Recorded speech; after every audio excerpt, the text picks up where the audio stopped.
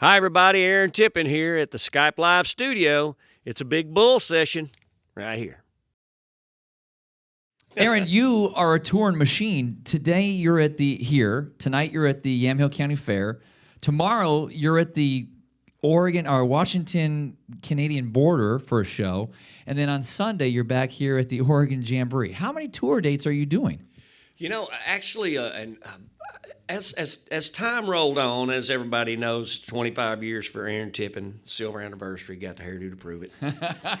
You know, as time went on, in the old days, you can ask Danny, it was nothing for us to be out there doing 200 shows a year. Yep. When my hair was black. I can't hold up to that anymore. So, you know, we did 80 shows last year, something like that, and I'll probably do about that number. But, you know, coming out here, once you come from Nashville to the West Coast, you kind of hang around a while. So y'all have to put up with me whether you like it or not.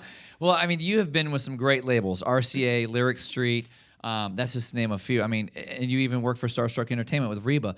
Who was your favorite acts to work with on all those different labels? I mean, you had so many great acts to work with. Oh, man, I started off lucky. For those folks that don't know it, Reba's husband and one of their agents were my first managers. And so I got to study under Reba McEntire and learn how to become an entertainer.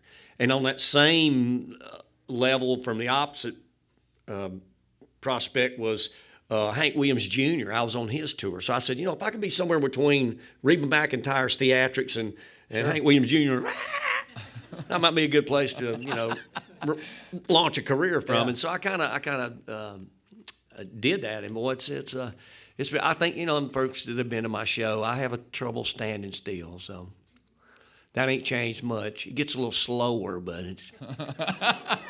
Well, for those that you don't know Aaron, behind the scenes, he's really a grown-up kid. I want to say thank you personally for getting me into the love of guns and dozers. 13 years ago, we do this cool thing. Jeff, I think we talked about this before. Aaron, every year at CRS, Country Radio Seminar, would throw this big party at his house, and it was called Guns and Dozers. And basically would invite all of Nashville out to his house to climb in these giant excavators and just destroy the earth at his place. Well, we're just turning it over a little bit. Right. You know. We're recirculating Suffocating dirt down there. You got to let a little air in it once in a while. But it was cool because you got a chance to come and shoot like machine guns and AK-47s and Colt 45s, like some really cool things. And to this day, I mean, still Nashville's like, oh yeah, did you go to Aaron Tippin's house 13 years ago? I'm like, I was one of the very fortunate ones, so I want to say thank you for the great memories of that. Yeah, that was great. And I had a good time doing that. And well, maybe one of these days we'll just fire it up, a little bit of guns and dozers again. We have a great thing in town for the kids called Dozer Days. And they get to go and play in them. And the parents get mad because we don't get to go in them anymore. They all do. So it works so well. So speaking of touring, I know you're a huge fan of the military. USO tours. Are you still able to get on some of those? Or how many have you done so far? Absolutely. Danny, that's how my career started off, for those of you that don't know this. Even before, well, my song You Gotta Stand for Something, had just got to radio. And Linda Hope, Bob Hope's daughter, was listening to country radio in L.A., and she heard that song, and she said, I wonder if that guy would want to go entertain the troops. So the first show I ever did in country music was to get on a C-141 with Bob Hope and go to the Middle East and entertain our troops in the Persian Gulf War. Wow. So that was a blessing.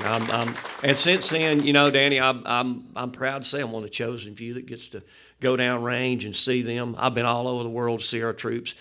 Afghanistan, Iraq, Pakistan, Kyrgyzstan, every stand that ever stood.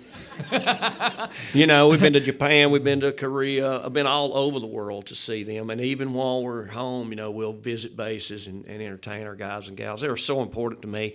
You know, they put it all on the line for us every day. You know, even so, I'm always thankful to serve them that serve us. Yeah, well, thank you for your time and effort to help those guys put a smile on their face. I want to shut up now. I want to let's get back to the music because I enjoy it just as much as they do.